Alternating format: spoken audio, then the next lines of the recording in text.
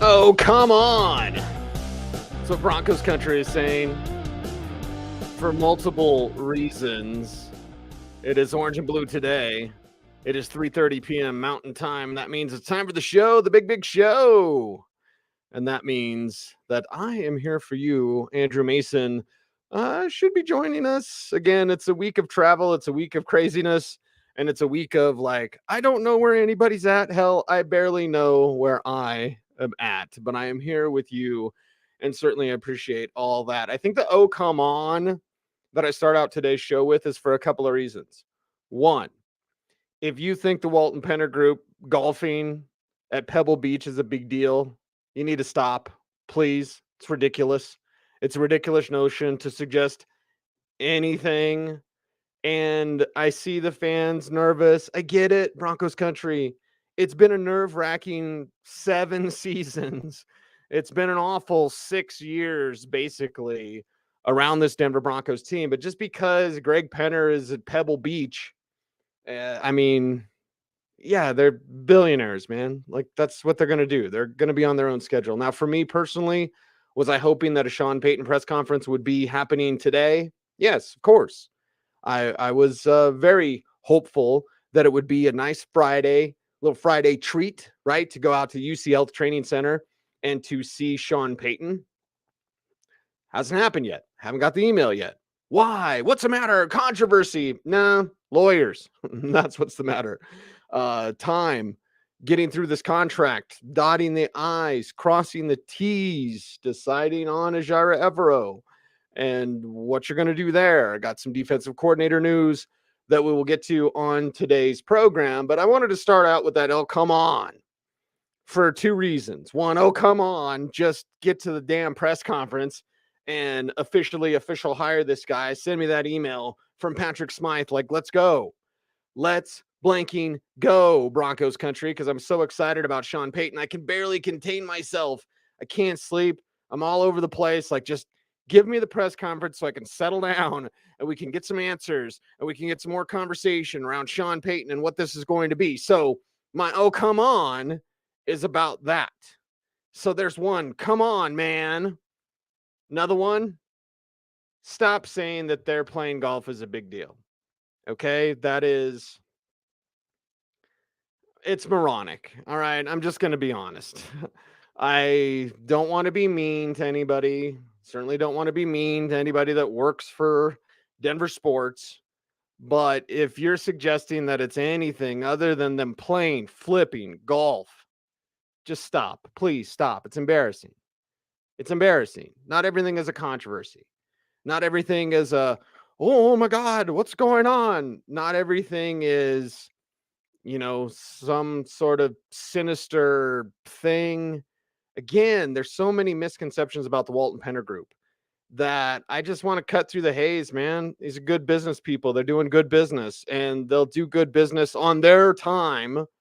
And something this big and a deal that could pay him $20 million a year or whatever the number is, you just don't approach it all willy-nilly. You get it done. It's announced by Adam Schefter, and it's put out there that Sean Payton's the head coach of the Denver Broncos. And then you figure it out. You get it done. Compensation's already agreed upon. You make it happen. You make the moves. Like, this is just a process of time.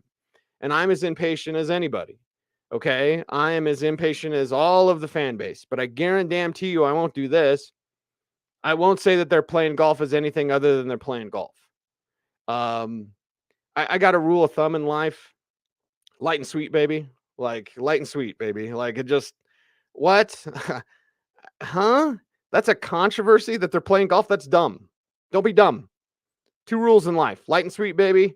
And don't be dumb. Or don't be an aloha if I have to clean it up for podcast purposes or what is this?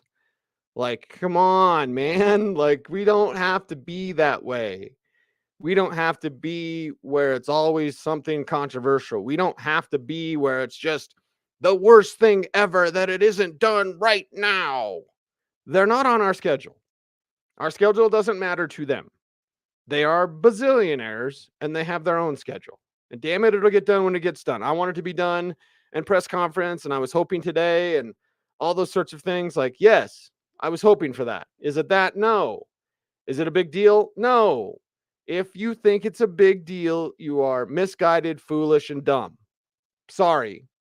And I know that after my comments yesterday about, like, if you care that Sean Payton was not their number one choice, you're dumb. I know some people message me. They're like, that's kind of mean. I'm like, nah, I'm sick of dealing with dumb people, man. I'm sick of dealing with this. Everything's a controversy, like hot take, and like hot takes are dumb. Okay. Have good takes. Here's what I want to do in life. I want to watch football. I want to talk about football. I want to make comic books, but like I want to watch football. I want to talk about football. If it's not anything to do with those things, I really don't care. The drama around the Bolin family towards the end of their ownership. Like, I don't, did they sell yet? No. Okay. Yeah. Wake me up later. I don't, it was also sad to have family business aired like that. Like, that's family stuff. Like, I don't need to know about Johnny Bolin and all his mayor of whatever. Like, I don't care. I don't care. I don't care they're playing golf. I don't care.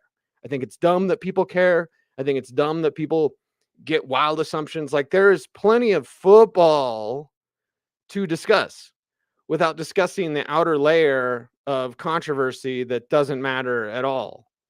Like, again, to me, life is about calories. Let me finish. It's about, like, do I have enough energy to build up my energy to talk about Greg Penner playing golf or Robson Walton play golf? What's their handicap? Like, I don't care. I literally do not care. I wish the Sean Payton thing was done. That's just me. I'm being selfish. Like, but I'm also aware of the business of football, and they're just going to do it when they're going to do it. The lawyer's going to take their time. They're going to get everything right. They're going to pay him a big bunch of money. We'll probably get the email this weekend. There's probably going to be a press conference on Monday or Tuesday. And boom, here we go. Sean Payton, head coach of the Denver Broncos. And as I said yesterday on this show, everyone should be excited. You should be excited about Sean Payton as the head coach. So if you are concerned about them playing golf, stop. Just stop. And Steve says, speak of truth. And Jeremy says, totally. And RJ's like, what happened to Stay Frosty? Yeah, still say Stay Frosty at the end of every show. Military term, by the way, because people are like, man, you must drink a lot. You're keeping it frosty. I'm like, I drink coffee a lot. But no, frosty is a military term, means be cautious and look out for danger. So every radio show I would do when I say good evening, Colorado, that's my homage to Robin Williams and Good Morning Vietnam. And then when I say stay frosty, I got a lot of family in the military. So when I say stay frosty, that means I'm genuflecting to my friends and family and all military members. So yeah, it's just my little nods, little tidbits, right? Little kisses to the universe, right? Where's that Keanu kiss for everybody? So yeah, there is a method to my madness, maybe. But yeah, so yeah, let me finish is my weight loss, SOTA. But listen, it's about the calories. It's do I have the energy to build up to make anything about some stupid golf thing, some controversy? No. Why? Because they're just at the Senior Bowl. It's much more interesting to me to talk about, I don't know. Who do you want to talk about? Luke Musgrave, right? Billy Moose's nephew, tight end, Oregon State. Like, that's much more interesting to me. It's much more interesting to look at this tight end class. And I think all the tight ends I saw at the Senior Bowl are better than Greg Dulcich. Not going to exactly quote that, but I would say a majority of the tight ends that I saw at the Senior Bowl are better than Greg Dulcich. I like Greg Dulcich last year, but I also like Jelani Woods, Chigi Okonkwo, my dude, Isaiah Likely. And this year's tight end class blows last year's tight end class out of the water. Like, of my top 60, I think I have 10 tight ends in the top 60. Now, it's early. I know I just got done with the Senior Bowl, and it's a month in. Like, okay. This process, again, speaking of taking time, and I get it. I understand the draft game. People put out their top 100 and all that. Like, cool. That's awesome. I'm still working on mine till we get around the combine, which I know is a couple of weeks, but those are a couple of important weeks of a lot of work because you don't want to just throw around stuff willy-nilly. and then you don't want people to just copy what you do. And I've had that happen plenty of times before. It pisses me off when someone's like, "Oh, Draymond Jones," like, "Oh, yeah." Anyway, you get used to it, all right? As I'm ranting today, but I am pissed off. I'm pissed off that there's stupid takes out there about who's playing golf, what's Tony Romo. I don't care. I literally don't care. And yet, the only thing until we get a Sean Payton press conference, here's another reason why I want a Sean Payton press conference, to shut everyone else up. Okay? Shut up all this fake controversy. Like, it's fake. Don't be fake. Don't be dumb. Don't be an aloha. Light and sweet, baby. Like, there's certain, be authentic in what you do and what you say. There's certain rules in life that I don't think everybody's following. And again, it's pissing me off. I am ticked off because I'm super excited. You, the fan, should be excited. Like, let's flip and go. And instead, they're playing golf, and now that's the worst thing ever. I mean, there's so many things in this world that are so off and wrong and bad. We're going to worry about some billionaires playing golf? Like, seriously? That's where our heads are at? That's just dumb. Again, don't be dumb. Don't be dumb. It's easy, right? Like, hey, be rational and reasoned. And for me, I'm a football guy. I'd rather just talk about football. I'd rather wrap my head around Asim Richards, offensive tackle from North Carolina, who I saw at the Senior Bowl. Mace liked him. I liked him. A little up and down, but certainly if we're looking for mid-round tackles, that's where this team is at now because you have Sean Payton. You can't get Anton Harrison at the end of the first anymore. That's gone. Bye-bye. Now, again, football things. Would you tag and trade Draymond Jones to get a first rounder? Would you even get a first rounder for Draymond Jones? Because I wouldn't do it for anything less than that. Like, these are interesting conversations. This is what's happening right before us right now. There's a bazillion things to talk about with this team. Somebody playing golf is a non-factor. It's stupid to waste the time. I'm dumb for wasting the time right now. Sorry, I apologize. But I got to get it off my chest because I see the fans talking about it. I see the mentions on Twitter, the most important thing ever. Like, please, everyone, just calm down. Okay. It's golf. Doesn't mean anything. Sean Payton was the number one choice. It doesn't mean anything. Like, let's talk about what actually matters because this team has a lot of work to do. A lot of work to do. And Sean Payton being here, a few people have said it, so I'm not going to say I'm revealing inside information. And I'm writing about this in my draft notebook. It is coming up at denversports.com. I'm going to get back to it. Last one I released was the 24th of January. So I'll get back to it because I'm back from the Senior Bowl and the Shrine Bowl. So I can start writing my film room. I still have offensive line, defensive line, linebackers, and secondary to get through to tell you what I'm looking for when I'm watching these prospects. And also my draft notebook will be every other day, all the latest draft news, et cetera, et cetera. But the latest draft notebook, and again, it's just people I talk to around the league, scouts and GMs. Don't talk to agents. I've exchanged pleasantries with agents, but I don't like run with what they say because the players are their clients. Okay. And it's pretty easy to tell who talks to agents in the media. It's real easy to tell. Incredibly easy to tell. Don't listen to those who talk to agents because the agents will tell you the sky's purple if it helps their client. I remember at a pro day, and I won't say where, and there was a wide receiver that I liked, and I liked him at the Senior Bowl, and his agent comes up to me because I had written stuff about him from the Senior Bowl. And it was like, hey, good to see you. Hey, what's going on? Thanks for talking good about my client. And it kind of took me aback a little bit because my head's in football, right? Like, that's what I'm thinking about. It's what I talk about. It's what I want to do, baby. Like, whatever. So this agent says, hey, thanks for talking nice about my guy. And I kind of stepped back a little bit. I was like, I like him. Like, huh? And I've had other agents ask me to say nice things about their players, even though their players suck. I've had players, and I've told the story, and I'll keep telling the story because, damn it, I love Mike McCartney. I love him. Stokes agent, like all the agents of everybody, Kirk Cousins, whatever. He can't stand me because I said Zach Dysert sucks. And so he told my buddy, Mike Shoddy, one time, he's like, oh, that Cecil Lammey is full of blah, blah, blah, blah, blah, blah, blah. Over Zach Dysert. I'm like, Mike, dude, like I love, your family, certainly love your dad, right? And I'm like, your client can't play. I'm sorry, Zach Dysert sucked. It's not my fault. But don't get mad at me when I'm just talking about your players, whether they're good or bad. So don't listen to people who talk to agents. Listen to the people that talk to coaches, scouts, and general managers. And so that's what I do. And again, I'm not saying I'm the best ever or whatever. Like, trust me, this is a whole journey, baby. Like, we're going to talk about it all. We're going to talk about the highs, going to talk about the lows. But here's what I was going to say, and it's going to be in my next draft notebook. The general consensus from people that I talk to around the league, these are coaches, these are scouts, these are executives. The general consensus is now you have 4 more wins because of Sean Payton by himself, alone. The Sean Payton factor is 4 wins just for his in-game coaching ability. This doesn't have anything to do with the culture that he will build, which I think can build more wins and wins for the future. This has nothing to do with his scheme, which I think could be very dangerous in this league for these Denver Broncos. This has to do with him in-game coaching.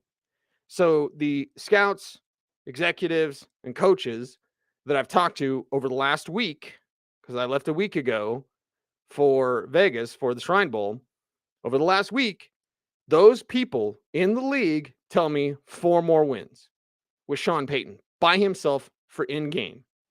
For in-game. That's what you do. So, see, here comes the hate. Mark says, Cecil sucks. Thank you, Mark. Thanks for participating. Nice picture. Anyway, like I always love when people are like that. I was like, okay, fine. Yeah. So you're telling me Zach Dysert was good? People say that like it's going to bother me. Like, I've been in the game too long and I've got thick enough skin. I don't need to run to Twitter and be like, such and such said a bad thing about me and I'm not that bad. Like, no, whatever. You either like me or you don't. Doesn't matter to me. I hope you do. I hope you'll give you good information because I want to give you the best information I possibly can. That's why I go to these damn games. That's why I go to these pro days. Like, name somebody else that does it, not named Andrew Mason, right? So let's go, baby. Like, let's talk about it. And yeah, some players are going to suck. I don't want to live in a world, and I understand, and Mark Schlereth told me years ago on a commercial break one time in my younger days, and I was like, this guy sucks, that guy sucks, that guy sucks. We got to the commercial, and Stink was like, hey, Cecil, they make it to the NFL, they don't really suck. I was like, okay, I got you. But Zach Dysert sucks, right? Come on. Anyway, nicest guy ever, whatever I have to say. But like, okay, don't listen to people that talk to agents. Listen to the scouts, the GMs, the coaches. Listen to what they say. And Sean Payton, with a ton of respect, admiration around the league and across the league. So that's what you're going to get now with Sean Payton. And leading to those 4 more wins just based off his coaching. Now imagine based off his system, based off his culture. Is that another 4 wins? Now we're at 8. What about just the natural talent that was already there? Now here's a couple more. Like, are we at 10?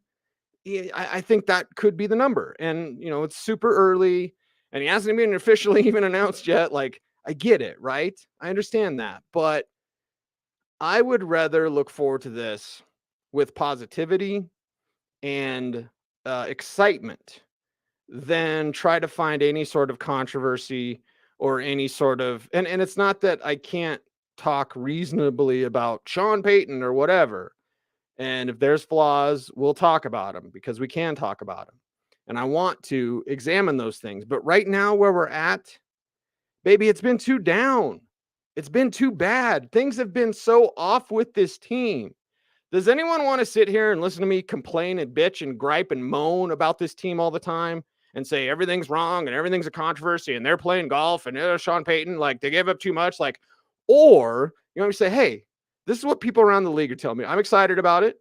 Okay. But no. It's not about me, baby. It's not about me. What are people around the league saying? They're excited about Denver. And a few of my friends in the league know what it's been like to be going through this. Are excited because now they won't suck to cover. So there you go. That's how it's going to be. Now, to the defensive coordinator news. Braddis, injuries, 4 wins. Okay. Injuries, 4 wins. Nate's like, sadly, the Broncos don't take my advice on players. I know. and I've never consulted for the Broncos. I've talked a little bit with John, like it was about Drew Lock at the Senior Bowl, just a tiny bit, but that was it. It's not like they listened to anything or whatever. Um, and then Schefter just tweeted that Payton signed his deal today through 2027. I better check my email because we might have some official news. So there you go. As the Denver Broncos, going through and getting that made up press conference schedule, looking at nothing yet. So there you go. We'll see what happens there. I was distracted by Adam Schefter's tweet. But anyway, Klong brings up the Hackett clown thing. Yeah, that'll be in my draft notebook as well. Like people that worked with Nathaniel Hackett for another team, not with the Broncos, basically said, yeah, I knew it wasn't going to work because the guy's a clown. Like, okay, what does that say about Payton? Payton was desperate for Aaron Rodgers. Is that what it says? So pterodactyl, Payton is a jester, maybe. Clowns to the left of me and jokers to the right. I only know that song because of Reservoir Dogs. But anyway, defensive coordinator news. Let me get off track there. Brian Flores has been an interview requested by the Denver Broncos as they look to do something with Jair Evero. I will say this, and they've got 2 interview requests, one with Brian Flores, Steelers linebackers coach and senior defensive assistant, obviously former Miami Dolphins head coach, and then Seattle Seahawks associate head coach, Sean Desai, I hope I'm pronouncing that correctly, was requested to interview for the Broncos defensive coordinator job as well. Desai worked under Vic Fangio, and Vic Fangio had recommended Desai. So if you're not going to get Fangio, you get like a Fangio disciple. And Lord knows, 15 teams run Fangio's defense, 20 teams run Fangio's defense. Most of the league runs Fangio. When you boil everything down, everything comes back to cover 2 every day. But either way, so we'll talk about the 2 defense coordinators, but let me first say this. I don't think Jair Evero wants to be here. He's got opportunities to be a head coach. Those doors have not closed yet. Arizona and Indianapolis specifically. And the whole Nathaniel Hackett's his best friend. And he was so loyal that, he might have let his opinions be known about the Nathaniel Hackett, versus Russell Wilson thing. That's a total guess. But I am totally guessing that when asked, Jair Evero probably defended Nathaniel Hackett. Loyal to a fault is what I would say. And sometimes, no matter how good it is, and it was great with Jair Evero, and I'm acting and I'm talking like he's gone. He's not gone yet, officially, as of this recording. But I don't think Evero wants to be here because the connection with Hackett, and that's cool. I mean, I love my best friend, Biggie. We started a comic book company together, right? Like, I love my best friend, known him my whole life.